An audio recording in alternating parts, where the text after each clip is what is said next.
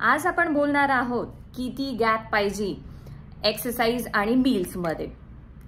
मग काय खाल्लं पाहिजे, मग सकाळी उठल्या पोटी काही खाल्लं पाहिजे का मी तसंच उपाशी पोटी वर्कआउट करू का, मग किती खाऊ मी, हा प्रश्न कायम येतो।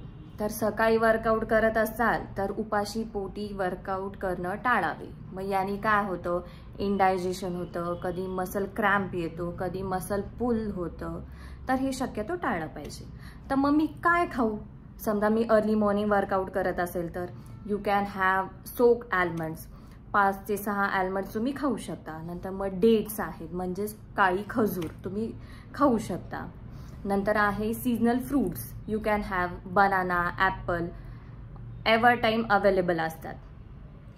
इव्हनिंग वर्कआउट करताय 1 ते 2 तास आधी प्रायर तुम्ही प्रॉपर कार्ब रिच आणि प्रोटीन रिच मील घेतलं पाहिजे।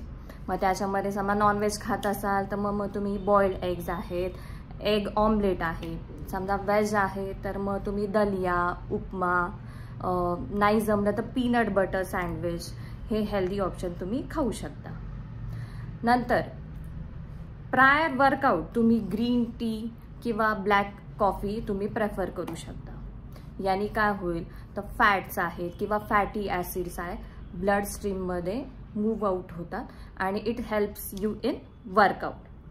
पण एक लक्षात ठेवायचं आहे, ठीक आहे तुम्ही ब्लॅक कॉफी घेताय, ग्रीन टी घेताय, पण हेवी वर्कआउट किंवा हार्ड वर्कआउट करणे हे तुमच्याच हातात आहे। तर नक्की ही टिप फॉलो करा, हेल्दी राहा, फिट राहा।